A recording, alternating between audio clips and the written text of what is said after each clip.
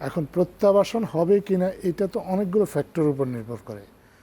সবচেয়ে বড় যে ফ্যাক্টরটা হচ্ছে যে মায়ানমারের স্থিতিশীলতার একটা বিষয় আছে। আপনি জানেন যে রোহিঙ্গাদের প্রত্যাবাসনের ক্ষেত্রে দুইটা শব্দ বারবার উচ্চারিত হচ্ছে। 2019 সাল থেকে যখন তাদের প্রত্যাবাসনের বিষয়টা আলোচনায় আসলো, প্রত্যেকবারই কিন্তু দুইটা শব্দ বলা হচ্ছে যে safe and dignified return. Safe হচ্ছে যে তারা সেখানে গেলে নিরাপদ থাকবে, আর ডিগনিফাইড হচ্ছে যে তারা সেখানে গিয়ে আবার তাদেরকে যেভাবে পারসিকিউটেড একটা কমিউনিটি ছিল সেরকম কিছু হবে না। তারা সেখানে মর্যাদার সঙ্গে মায়ানমারের নাগরিকত্ব নিয়ে একটা মানে সুন্দর একটা মর্যাদাপূর্ণ একটা জীবন পাবে।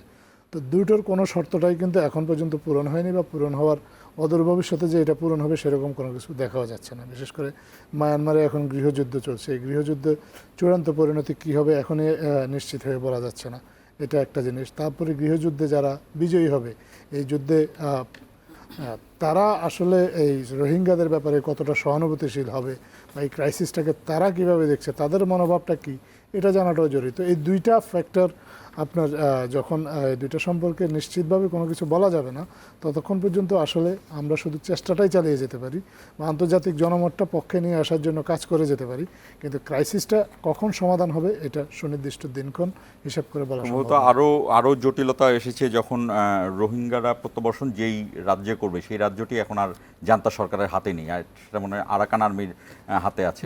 আরাকান আর্মি তো সুনির্দিষ্ট। আমি সেই কথাটাই বলছি যে মায়ানমারে এখন অনেকগুলো অ্যাক্টর আছেন, মায়ানমারের নিয়ন্ত্রণ কিন্তু কোনো একটা নির্দিষ্ট অ্যাক্টরের হাতে নেই।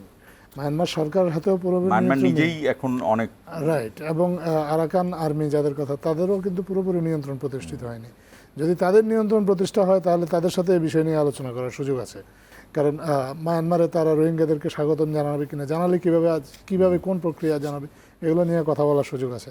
যেহেতু এখনও দুই পক্ষই আসলে মানে কেউ জানে না যে কোন পক্ষ শেষ পর্যন্ত চূড়ান্তভাবে বিজয়ী হবে, সেক্ষেত্রে এই মানে এইটা নিয়ে আলোচনা করাটাও একটা আসলে খুব সহজ কোনো বিষয় না।